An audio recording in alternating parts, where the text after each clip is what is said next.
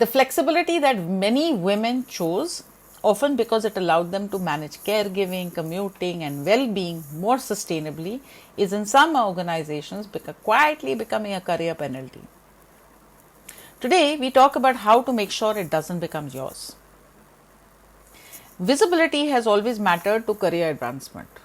What has changed is that in a hybrid world, the signals that organizations traditionally use to assess performance, being seen at your desk, being present in the room, being available, are no longer reliable indicators of actual output. But many organizations are still using them anyway.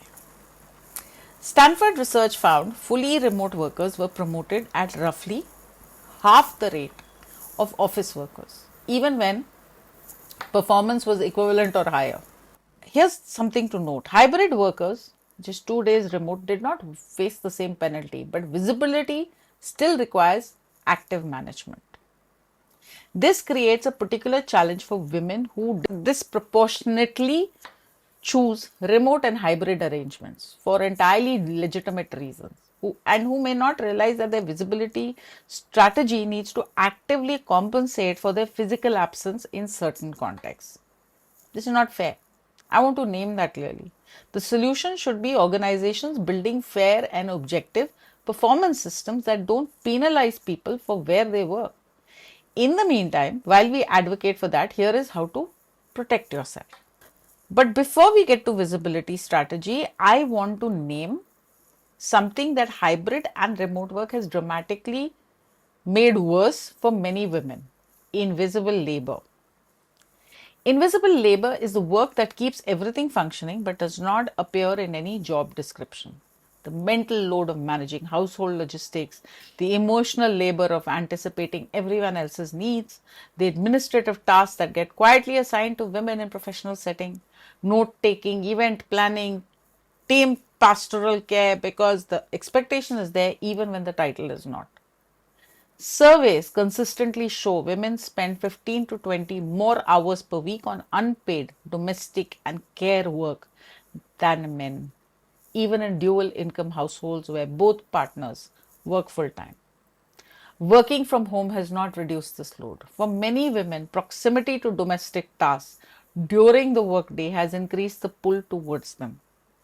The boundaries between professional and personal have become permeable in ways that disproportionately affects women. Naming this is the first step. The second step is protecting your working hours with the same intentionality you would apply in a traditional office. Your working hours are your professional investment. Protect them. So here are 5 specific strategies that will protect your career in a hybrid environment. Number one, be intentional about when you are in office. If your organization has hybrid arrangements, map which days key stakeholders and decision makers are in. Be present on those days. The informal conversations that happen before and after formal meetings, the ones where reputations are built and opportunities are floated, are still happening in physical space. Be there for them. Number 2, create digital visibility deliberately. Contribute visibly in written channels, share insights, respond thoughtfully to strategic questions, post updates on your work that would naturally be visible if you were in office. Your digital footprint in professional channels is now part of your professional presence. Number 3, protect your camera on moments. In video calls, be present, engaged, and visually available. This is not about performing attentiveness. It is about communicating that you are fully invested in the conversation. In hybrid meetings, where some people are in person and some remote, you need to be working slightly harder to be seen and heard. Do it. Number 4, schedule regular FaceTime with your manager and key sponsors. Not just project check-ins, relationship conversations. How am I doing? What are you seeing? What do I need to be thinking about for my development? These conversations do not happen accidentally in a hybrid world. Schedule them.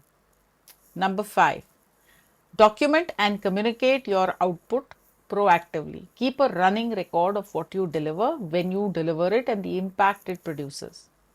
Share a brief weekly or fortnightly summary with your manager. In a physical office, your presence substitutes for some of this. In hybrid, you do not have that proxy.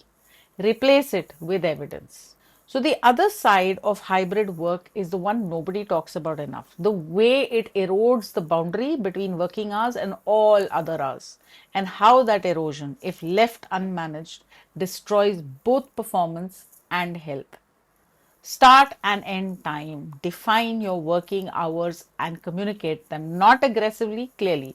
I work 9 to 6. I respond to messages within those hours. This is not a limitation, it is a professional boundary. Set it. Create transition rituals. The commute, for all its inconvenience, served a psychological function. It separated work mode from home mode. Without it, you need to create that transition deliberately. A walk, a workout, a cup of tea away from your desk. Something that signals to your brain that one mode is ending and another is beginning. Block 2 or 3 hours of uninterrupted time in your calendar for focused work. Treat these blocks with the same seriousness you would treat an external meeting. Your best work comes from protected concentration, not from a day fragmented by availability. Hybrid work can be extraordinary professional advantage if you design it intentionally. Left to default, it will design you.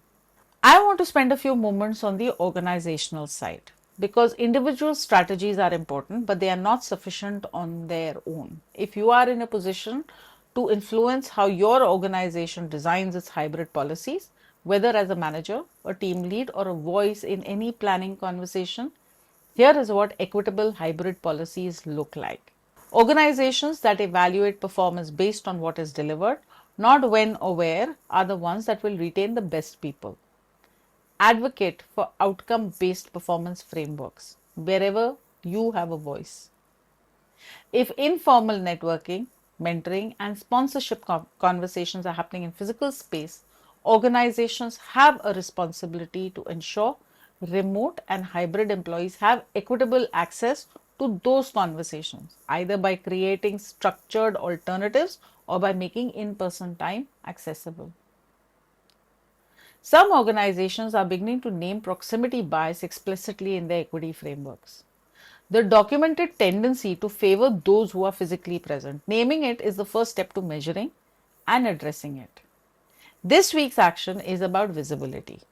Look at your calendar for the next 2 weeks. Identify the 3 most important people for your career development: your manager, a sponsor, a key stakeholder.